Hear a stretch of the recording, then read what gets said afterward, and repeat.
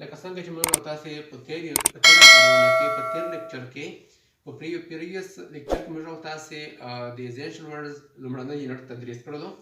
نن د ایزنشل ورډز یونټ دی.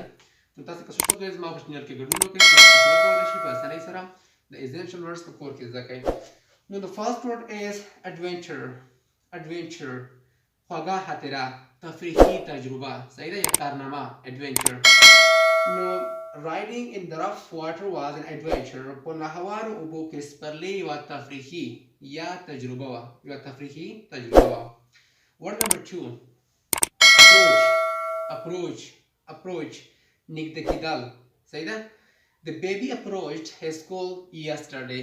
هلک تېره ورځ خپل ښوونځي ته نږدې و. word number 3 carefully په احتیاط سره، په احتیاطي ډول، صحیح ده. the baby carefully climbed down the stair. ماشوم په ډېر احتیاط سره په زنو کې کښته شو، صحیح ده. word number 4 chemical کیمیاوي مواد ته په انګلیسي کې chemical وایي. the scientist mix the chemical. ساینس پوهانو کیمیاوي مواد سره ګډ کړل مواد. بل create جوړول، ابتکار کول د بل ځل لپاره. so she created an algo from block of snow. هغې د واورې له کندونو څخه یوه الګو یا مځکه جوړه کړه. evil بد، ناوړه، صحیح ده.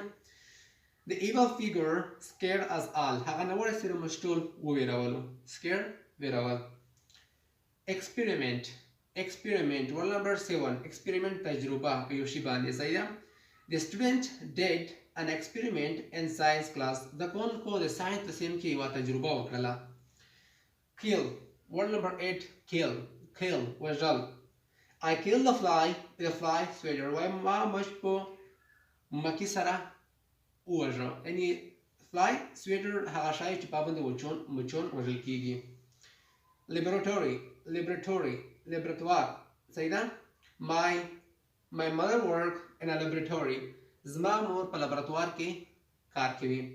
word number 10 love خندا کول، که ورب شي خندا کول، که ناون شي خندا. the sound of their love filled the room. د دوی د خندا اواز څخه کوټه ډکه وه، صحیح ده. او word number 12 nervous عصبي وارخطایي یا پریشاني، صحیح ده. the baby become loud لوړ اواز. the man's voice was so loud that we all could hear him. د سړي اواز ډېر لوړ و چې موږ ورته اورېدلو چې موږ یې واورو یا ټول واورېده. او word number 12 nervous عصبي وارخطا پریشان. the baby become nervous when he heard the news. هلک وارخطا شو کله چې اخبار یا واورېده. word number 13 noise شور مشور. the crying baby made a loud noise. هغه ماشوم اواز غوغا جوړه کړه، یعنې هغه ماشوم چې ژړلې اواز یې غوغا جوړه کړله. word number 14 project پروژه، صحیح ده. his afternoon work project was to paint the room greens. دا هغه د ماسپښین کار دا و چې کوټه په شنه رنګ سره رنګ کړي.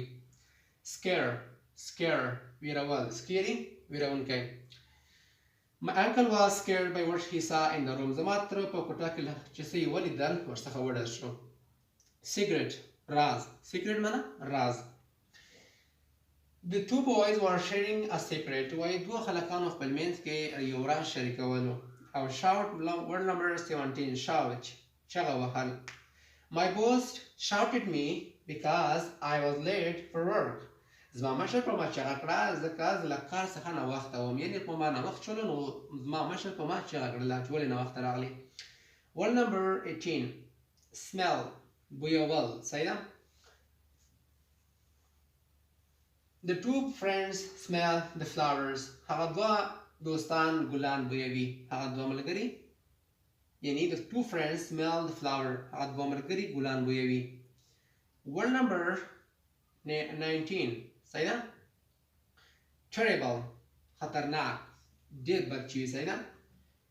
the way he treated his classmate was terrible. په هغه طریقه چې د خپل ټولګیوالي سره سلوک وکړ ډېر بد و. treat معنا سلوک کول، صحیح ده. worse معنا بدتر. The business was worse this month than last month. تجارت په دغه میاشت کې د تېره میاشتې په نسبت سره ډېر بدتر و. نو دغه وه د موږ او تاسې د نن ورځې خپرونه چې موږ او تاسې یونټ 2 هم ویلو. تاسې هڅه وکړئ چې زما په چینل کې ګډون وکړئ. انشاءالله تاسو به وکولی شئ چې په ډېر لنډ وخت کې تاسې د ایزنشل ورډز په نوم د شپږ کتابونه او د انټرچینج سیسټم کتابونه هم تاسې په اسانۍ سره زما په چینل کې زده کړئ. تاسې یوازې زما چینل سپورټ کړئ تر څو زما چینل هم وده وکړي او ستاسو انګلیسي هم ښه شي. نو دا د نن ورځې خپرونه تر راتلونکي خپرونو پورې د الله